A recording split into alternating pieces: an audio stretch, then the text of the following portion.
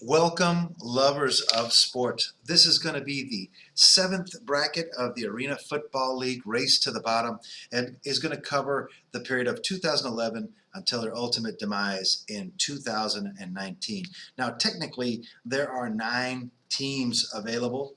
They include the Columbus Destroyers, the Atlantic City Blackjacks, the Albany Empire, the Baltimore Brigade, the Washington Valor, the Las Vegas Outlaws, the LA Kiss, the Portland Thunder, and the Pittsburgh Power. So we're going to go ahead and take a look at a couple of the one and done teams first.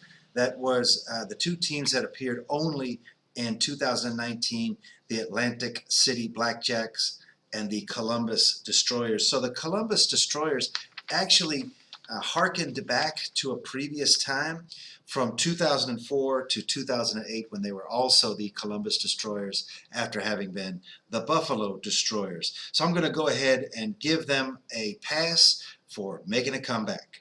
And that means our first matchups are going to be the Pittsburgh Power versus the Atlantic City Blackjacks. They never played each other. The Power had Lynn Swan as a part owner. I actually saw them play once on April the 30th of 2011. There were a reported 2,093 fans at that game. I can tell you from direct testimony that that was not true. There might have been maybe 1,000 people. The Force won that game 58-39.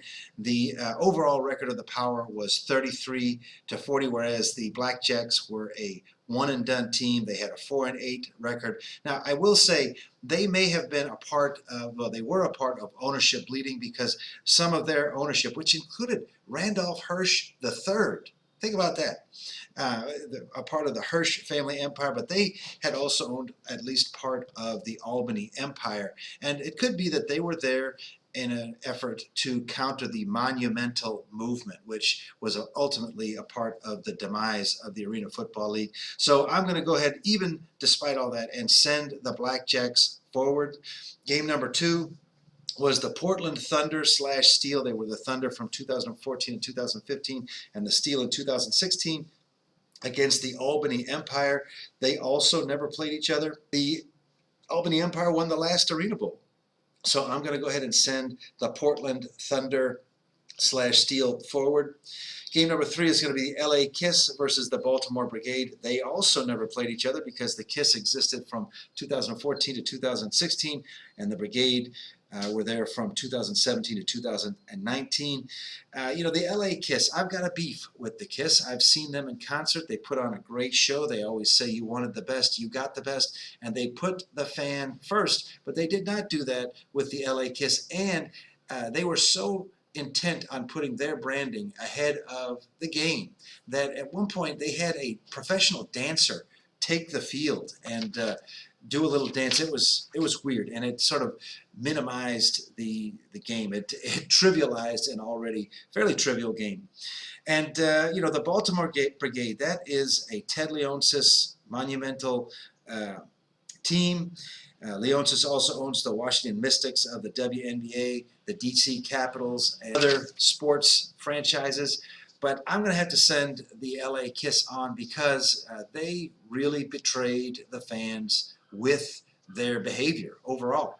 The last game in our quarterfinals is the Las Vegas Outlaws against the Washington Valor. They never played each other. The Outlaws were a one-and-done team from 2015 and 2015, whereas the Valor played from 2017 to 2019. The Outlaws had Vince Neil as a partial owner. He was a part of just an embarrassing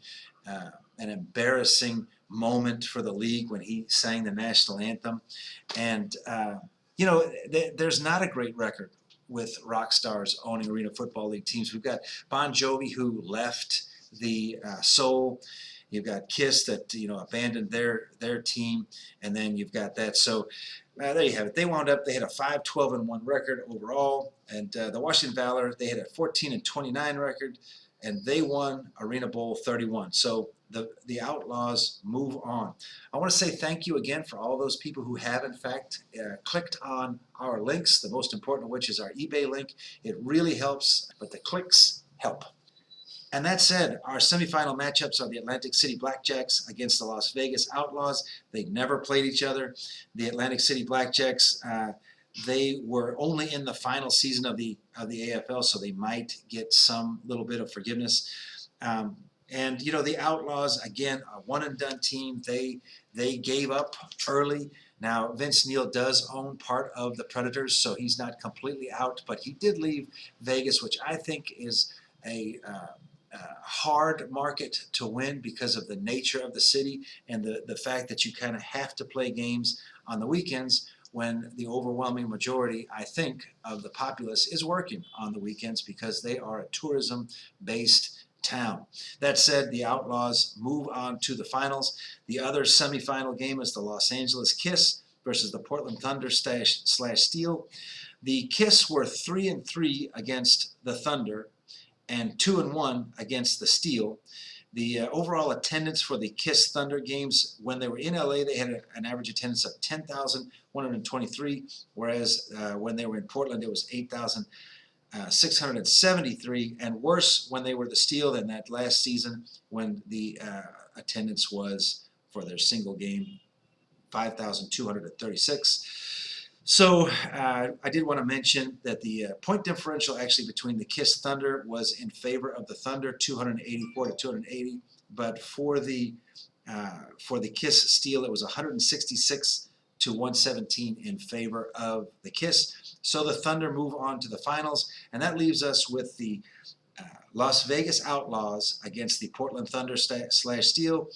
You know, the Outlaws were a one and done team, played twice. The Thunder won one and the Outlaws won one, but the point differential was 110 to 81 in favor of the Thunder. Thunder attendance was 14,055, whereas the Outlaws only got 3,497. So the winner of Bracket 7, the worst team of the Arena Football League from 2011 until 2019, is the Las Vegas Outlaws. Please do like and subscribe. Leave your opinions. Did we leave anything out? Did we get it right? Have a great day.